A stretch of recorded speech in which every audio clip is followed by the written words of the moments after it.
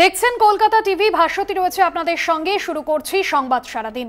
আজ কালীঘাটে মেগা বৈঠক, জয়ী সাংসদদের নিয়ে বৈঠক করবেন মমতা অভিষেক। বৈঠকে থাকবেন জেলা সভাপতিরাও।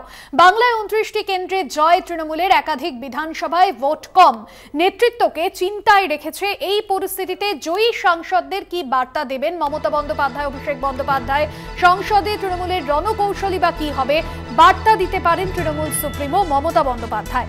আজ কালীঘাটে মেগা বৈঠক, আর সেই বৈঠকে জেলা সভাপতিরা থাকবেন। বাংলার 29টি কেন্দ্রে 29টি কেন্দ্রে জয় তৃণমূলের।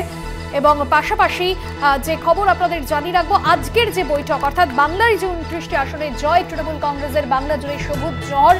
লোকসভা নির্বাচনের ফলাফলের পর আজ কালীঘাটে মেগা বৈঠকে জয়ী সাংসদদের কি বার্তা দেবেন তৃণমূল সুপ্রিমো, সেদিকেই নজর। বিশেষ প্রতিনিধি দেবজ্যোতি ঘোষ রয়েছেন ফোন লাইনে। দেবজ্যোতি, কালীঘাটে মেগা বৈঠক, লোকসভা নির্বাচনে সবুজ ঝড় কার্যত রাজ্য জুড়ে, সেই জায়গায় আজ তৃণমূল সুপ্রিমো কি বার্তা দেবেন? এই বৈঠক কতটা গুরুত্বপূর্ণ? দেখো, 24-এর লোকসভা নির্বাচনের পরেই 26-এর বার্তা তৃণমূল নেত্রী দেবেন। কারণ 26-এ নির্বাচন হবে বিধানসভা, অর্থাৎ যদি নির্দিষ্ট সময়ে নির্বাচন হয়, এখনো 2 বছরও সময় নেই। সেই জায়গাতেই তৃণমূল নেত্রী মমতা বন্দ্যোপাধ্যায় আজকে নতুন সাংসদদের ডেকেছেন।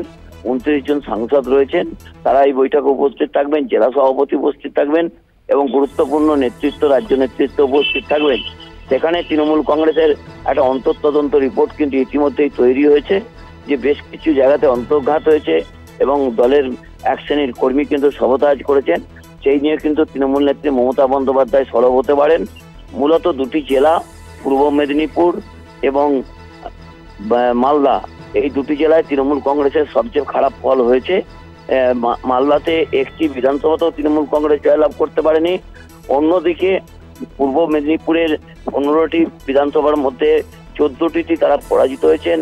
একমাত্র উত্তম বারিক পটাশপুরের বিধায়ক, তার কেন্দ্রেই শুধুমাত্র তৃণমূল কংগ্রেস জয়লাভ করেছে। এখানে তৃণমূল নেতৃত্বের পক্ষ থেকে আলোকপাত করবেন কেন এরকম একটা বিপজ্জনক ফলাফল হলো, সেই নিয়ে কিন্তু তৃণমূল কংগ্রেসের পক্ষ থেকে তৃণমূল নেত্রী মমতা বন্দ্যোপাধ্যায়, অভিষেক বন্দ্যোপাধ্যায় বক্তব্য রাখবেন। সেই দিক থেকে কিন্তু বেশ কয়েকজন রাজনৈতিক নেতারা কিন্তু আজকে তৃণমূল নেত্রী রোষের মুখে পড়তে পারেন বলে মনে করছেন রাজনৈতিক মহল। কারণ ইতিমধ্যেই অভিষেক বন্দ্যোপাধ্যায় বলেছেন 26-এর লোকসভা নির্বাচনের ফলের উপরই নির্ভর করবে 24-এর বিধানসভা ভোটে টিকিট পাবেন। অর্থাৎ তৃণমূল কংগ্রেসের যেভাবে কয়েকটি জেলাতে খারাপ ফল হয়েছে, তা নিয়ে কিন্তু তৃণমূল নেত্রী অত্যন্ত চিন্তিত। তৃণমূল কংগ্রেসের এত ভালো ফল হয়েছে, বিভিন্ন জায়গাতে 29টি লোকসভা আসন পেয়েছেন, সেই জায়গাতে তৃণমূল নেত্রী মমতা বন্দ্যোপাধ্যায় আজ কি বার্তা দেন, তার দিকে তাকিয়ে আছে রাজনৈতিক মহল। অন্যদিকে ইন্ডিয়া জোটে তৃণমূল কংগ্রেস রয়েছে, তাদের হাতে রাজ্যসভা এবং লোকসভা মিলিয়ে প্রায় 42টি সাংসদ রয়েছে। সেই সাংসদরাও কিন্তু গুরুত্বপূর্ণ ভূমিকা নেবে এবারে যে লোকসভার নতুন অধিবেশন হবে এবং রাজ্যসভার অধিবেশন হবে। সেই বার্তায় কিন্তু এই তৃণমূল নেত্রী এবং রণকৌশলাই ঠিক করে দেবেন। একদমই ধন্যবাদ জানাবো দেবজ্যোতি। বিশেষ প্রতিনিধি ছিলেন আমাদের সঙ্গে ফোন লাইনে। জয়ী সাংসদদের কি বার্তা দেবেন তৃণমূল সুপ্রিমো, সেদিকেই নজর রয়েছে।